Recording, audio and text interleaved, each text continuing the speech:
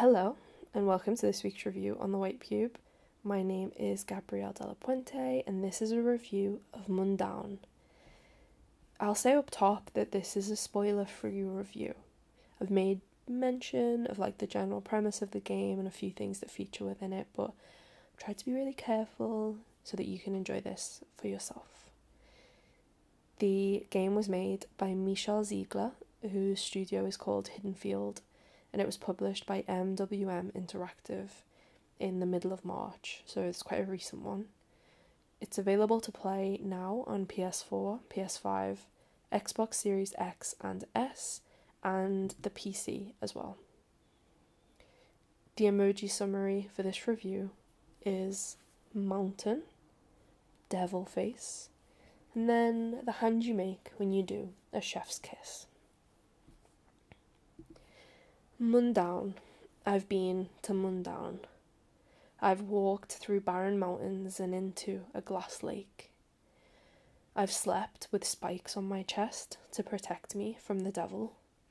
I've hiked under a full moon, carrying a lantern that casts spiral shadows over the snow before me. There were scarecrows with broken ghosts inside their bodies, and I tried to get away. The chapel, the angels on the walls, barns in the middle of nowhere, basements, tunnels, bunkers. I'm still moving in slow motion through them all, trying my best to hide. It was just a story, one that had a beginning and an end like all stories do, but I think I might be haunted now.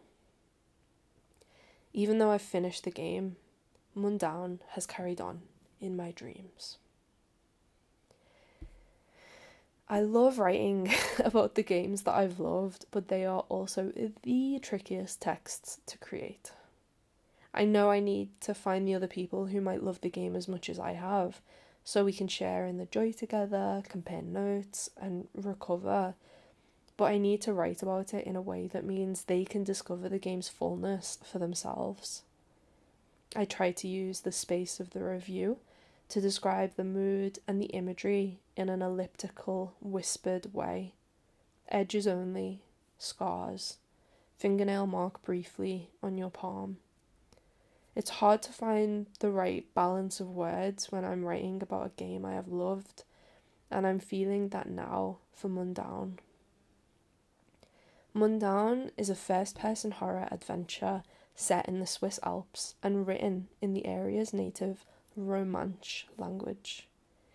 It's black and white, hand-drawn.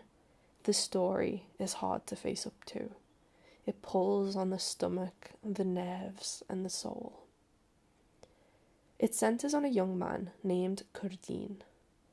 He returns to the canton of Mundaun after receiving a letter that his grandfather has tragically burned to death. The quest is set. We play as Kurdin, searching the valley to find out what happened. It is an investigation that screams and then unfolds through nightmares and other people's memories.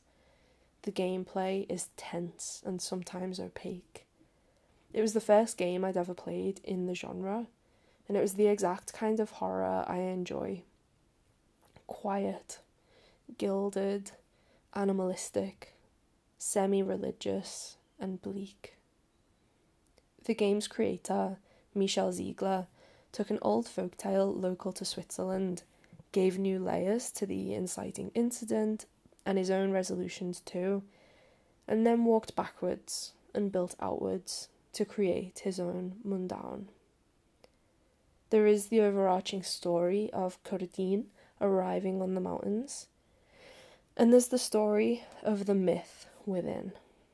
A story within a story.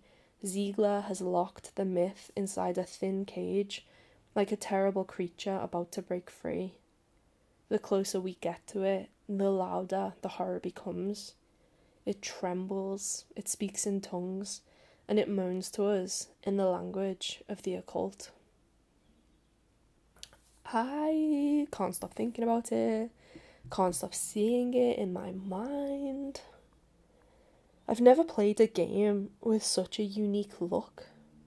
The whole game is hand-drawn and visibly so. monochrome, layered, and worked. It is a feat. It is tangible. All of the characters, structures, items, interiors, effects, and landscapes have been drawn with graphite on paper, scanned in, and wrapped around 3D shapes in the game's engine. The way flat planes of handmade marks and scratches have been stretched over natural forms only adds to the horror. The drawing has emotion and movement. The curve of a rock becomes a vortex. The stiff face of a young girl looks old and new all at once, like the creepiness of a family portrait in early photography. It doesn't look realistic. It can't. But it gives a real aura to all of the details that Ziegler has packed in between the original myth and his own Mundaun. The symbols on houses and graves look painful. The mist in the distance rises up in spikes, and a two-headed mountain cuts against the sky. The jigsaw of different drawings feels dizzying, like we are walking through a helter-skelter geography, a dark sublime. I think Mundaun is doing something similar here to the German expressionist films of the 1920s, and I'm referring to titles like The Cabinet of Dr. Caligari. They both use black and white designs to emphasize form, perspective, harsh diagonals, spirals, shadows, and other patterns to twist and twist the mood. It is incredible to play a game with the same neuroses, and it is the perfect choice for this story. We take an oblique fall into the past and come face to face with an old curse. We meet elusive characters on the way to the truth, and we're exposed to enemies so scary that at one point I shouted out loud alone in my room after turning around and seeing not one but two haymen stood next to me in the dark. Plus, while the art style is unnerving on its own, the ragged atmosphere it creates is exacerbated by its place in time. We are used to the smoothed out commercial realism of other video games. We're not used to this anxious, embryonic state. That's not to say Mundaun looks unfinished.